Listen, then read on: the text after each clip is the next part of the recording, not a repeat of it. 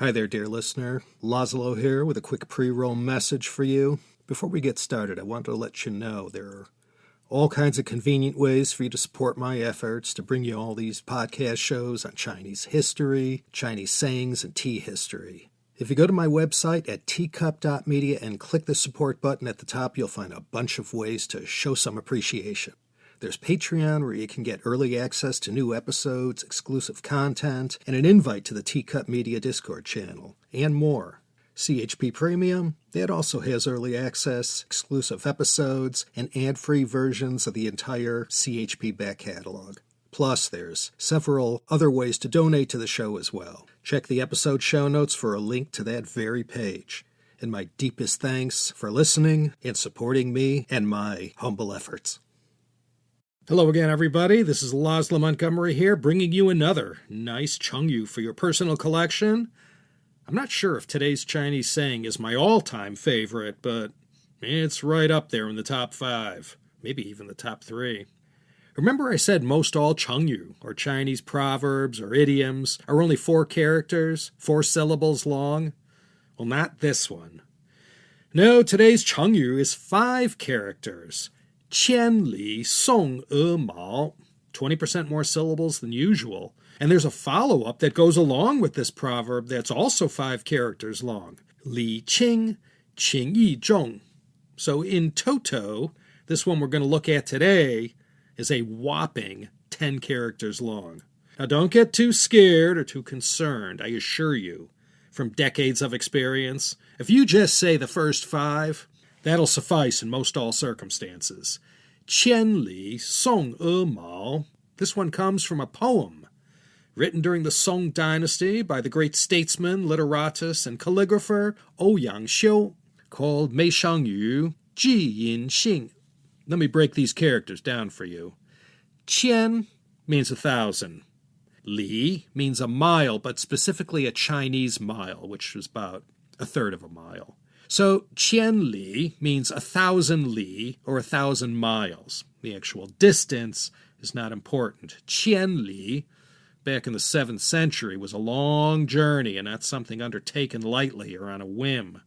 Song means to send. And means a swan. And mao means a feather. So 千里送鹅毛, 1,000 li sent, swan feather. Once again, like most of these Chengyu, these characters that are strung together don't appear to have any obvious meaning. Therefore, there must be some story or something behind it that reveals the hidden meaning. And this is the story behind these characters. It begins almost but not quite 1,400 years ago, the 7th century, the beginning of the fantastic and glorious Tang Dynasty. Well, not all of the Tang was fantastic and glorious, but most of it. And in past China History podcast episodes, we looked at one of the co-stars of our story today. This was the great Taizong Emperor, Tang Taizong. Now, this Taizong Emperor isn't the main character. Today's hero was an official from the region that was around Yunnan and Burma, and his name was Mian Bo. This official was tasked by his king to go cozy up to the Tang Emperor and to pay tribute and do what all states and kingdoms did back in those days, present gifts and bow before the Chinese emperor. So this land adjacent to Tang China, where Mian Bo came from, wanted to show their sincerity and devotion to the emperor. So this envoy, Mian Bo, got all prepared for this long journey to the capital of China, the city of Chang'an, and this is where modern-day Xi'an is.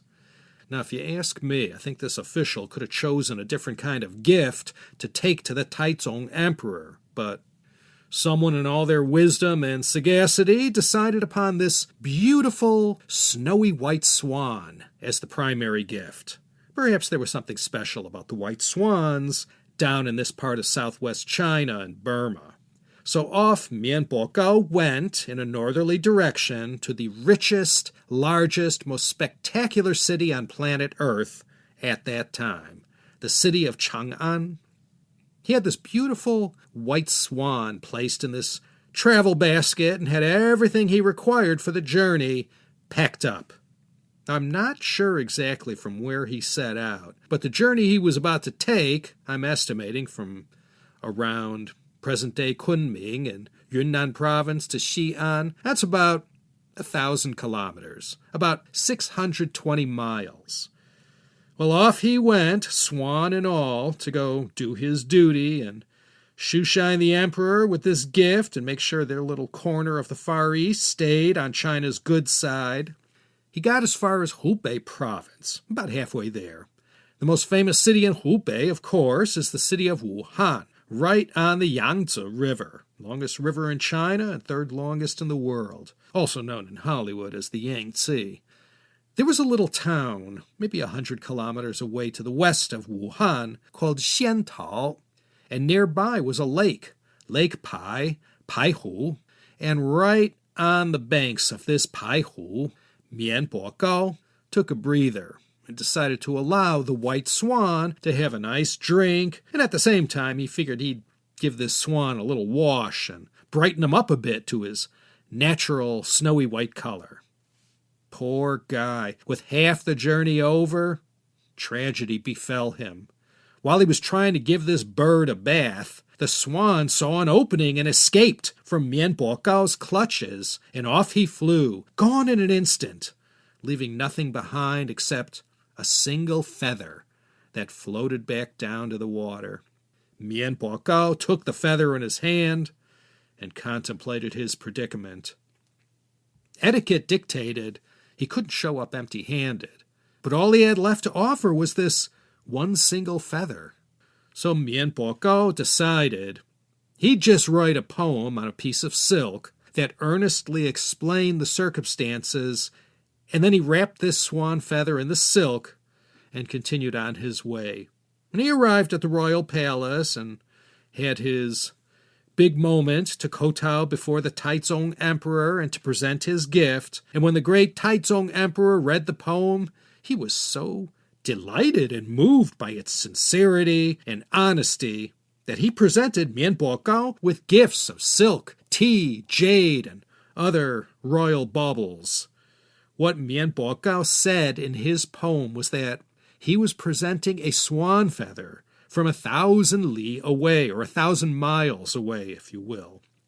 Then he followed these 5 characters up, Qian Li Song E Mao, with the second part, 5 more characters. Not only is this swan feather from 1,000 miles away, but it's also Li Qing, Qing Yi Zhong.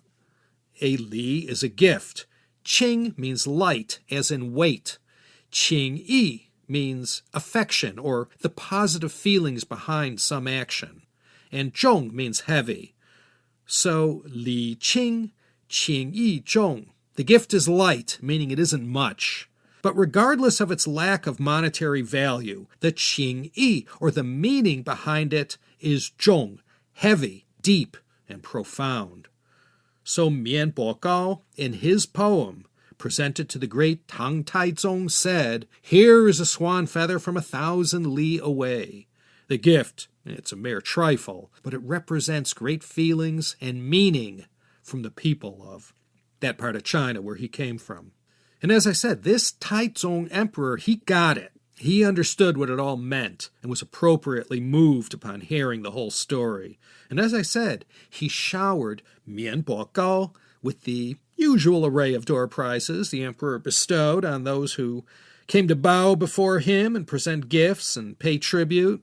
So the next time you pick up some tchotchke at some store that you wanted to give someone, well, if its value is nothing special, but you put a lot of thought into it, you could always say that this is a Qian Li Song E Mao, Li Qing, Qing Yi Zhong. This is a swan feather from 1,000 miles away, though the gift is a mere trifle.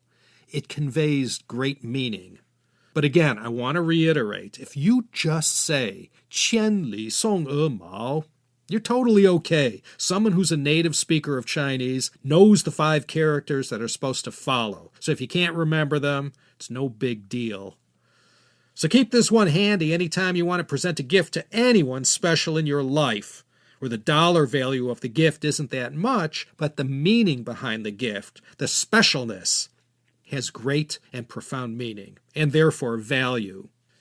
Okay, that's going to be it for this time. Laszlo Montgomery signing off from the Los Angeles and wishing you all my very best. Go check out our brother and sister podcasts, the China History Podcast and the Tea History Podcast. Those two and this exact same Chinese Sayings podcast are all available at teacup.media. That's teacup.media. Open 24/7, 365 days a year. Take care, everyone, and please be my guest next time for another wholesome and satisfying episode of the Chinese Sayings Podcast.